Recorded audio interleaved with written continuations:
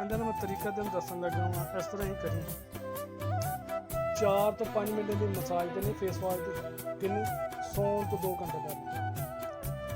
ਸੌਣ ਲੱਗੇ ਨਹੀਂ ਕਰਨਾ, ਸੌਣ ਲੱਗੇ ਕरेंगे तो फिर 1 रुपये का फर्क नहीं पैना, ਉਹਦਾ ਫਾਇਦਾ ਕੋਈ नहीं। 4-5 ਮਿੰਟ ਮਸਾਜ ਕਰ ਰਹਿੰਦੀ, ਮਸਾਜ ਕਰਕੇ ਤੇ 15 ਤੋਂ 20 ਮਿੰਟ ਬਾਅਦ ਕਰੀਮ 'ਚ ਕੋਈ ਸ਼ੈ ਨਹੀਂ ਪਾਣੀ, ਨਾ ਕੋਈ ਟੂ ਪਾਣੀ, ਨਾ ਕੋਈ ਕੈਪਸੂਲ, ਨਾ ਕੋਈ ਮਤਲਬ ਕੋਈ ਸ਼ੈ ਨਹੀਂ ਪਾਣੀ।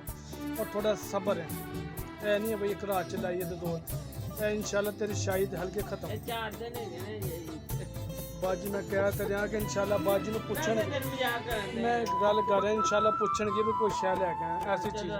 ਇੱਕ ਵਾਰੀ ਇਹ ਕਹਿੰਦੇ ਨਾ ਸਕਿਨ ਪਾਲਿਸ਼ ਹੋਰ ਕਰ ਲਾ, ਫਿਰ ਕਰੀਮ ਸ਼ੁਰੂ ਕਰ, ਫਿਰ ਮਜ਼ਾ।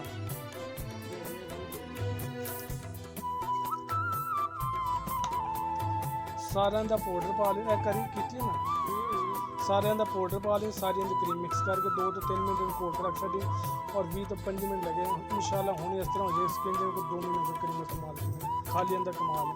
ਤੇ ਫਿਰ ਜੇ ਕਰੇ ਤਾਂ ਕੋਈ 15-20 ਦਿਨ ਬਾਅਦ ਕਰਨੀ, 15 ਦਿਨ ਬਾਅਦ ਕਰਨੀ ਕਮ ਸੇ ਕਮ, ਠੀਕ ਹੈ।